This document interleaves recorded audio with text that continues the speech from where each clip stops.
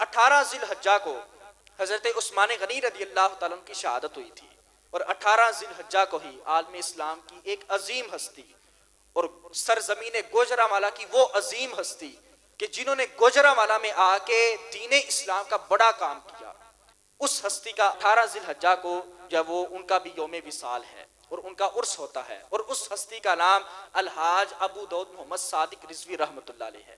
حاجی صاحب رحمۃ اللہ علیہ کی آپ کی ایک اللہ تعالیٰ نے آپ کو ایک نعمت عطا فرمائی تھی، اللہ کا شکر ہے۔ تحدیث نعمت کے طور پر یہ کہتا ہوں کہ 4 سے 5 مرتبہ میں نے بھی اس چیز کی زیارت کی ہوئی ہے۔ حاجی صاحب رحمۃ اللہ علیہ کے یہاں پر، یعنی یہ جو دماغ کی سائڈ ہوتی ہے، یہاں پر ان کی ناڑوں کے ساتھ، یہ ناڑیں ہوتی ہیں نا انسان کی، ان ناڑوں کے ساتھ حاجی صاحب رحمۃ اللہ علیہ کے یہاں پر اسم محمد لکھا ہوا تھا۔ کیا لکھا ہوا تھا؟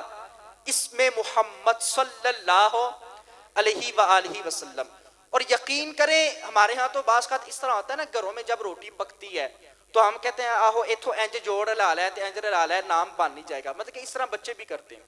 تو حاجی صاحب رحمۃ اللہ علیہ کی یہ ناڑیں اس طرح نہیں تھی کہ بڑی مشکل سے پتا چلتا ہو کہ یار آہو اے میم اے ہائے اے میم اے دال ہے، واضح اور صاف پتا چلتا تھا کہ یہاں پر یار کا نام لکھا ہوا ہے، واضح اور صاف پتا چلتا تھا۔ اور حاجی صاحب رحمۃ اللہ علیہ آپ وہ اہل سنت کی عظیم شخصیت ہیں کہ جن کے پاس فتویٰ بھی تھا، تقویٰ بھی تھا۔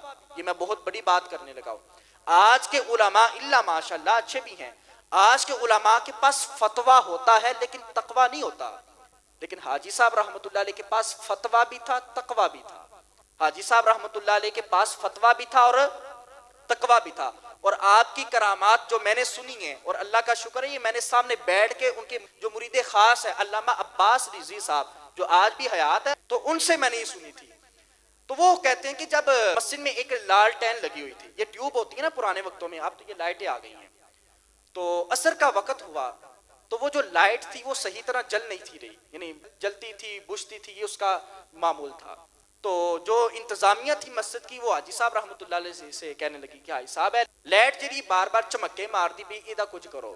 تو حاجی صاحب رحمۃ اللہ علیہ نے لائٹ کو بند کیا اور کہا نماز پڑھ کے اس کا کچھ کرتے ہیں، نماز پڑھ کے اس کا کچھ کرتے ہیں۔ نماز اثر ادا کی، اس کے بعد حاجی صاحب رحمۃ اللہ علیہ باہر تشریف لائے، تو آپ نے بسم اللہ پڑھ کے، کیا پڑھ کے؟ بسم اللہ پڑھ کے اس کا بٹن جو ہے وہ نیچے کیا، تو وہ لائٹ صحیح طرح جلنا شروع ہو گئی۔ اب میں آگے آپ کو کرامت بتاتا ہوں حاجی صاحب کی، لائٹ صحیح طرح جلنا شروع ہو گئی۔ اب وہ انتظامیہ کہتی ہے کہ پورے محلے کی لائٹ چلی گئی، لیکن جس لائٹ کا بٹن حاجی صاحب نے نیچے کیا تھا وہ لائٹ نہیں بجھی، وہ لائٹ پھر بھی جلتی رہی۔ بلکہ ایک دفعہ تو ایسا ہوا چونکہ بڑی ان کے اندر کمزوری آ گئی تھی جسم کے اندر، تو پوری مسجد کی اور محلے کی لائٹ چلی گئی اور ادھر محفل بھی ہو رہی تھی۔ تو حاجی صاحب رحمۃ اللہ علیہ کو لوگوں نے ویل چیئر پہ بٹھا کے ان کے کمرے سے باہر نکالا، تو حاجی صاحب رحمۃ اللہ علیہ کو جب باہر نکالا تو چہرہ چودھویں کے چاند کی طرح چمک رہا تھا۔ پوری مجلس میں اندھیرے میں رات کے وقت یہ پتا چل رہا تھا کوئی اللہ کا ولی آ رہا ہے۔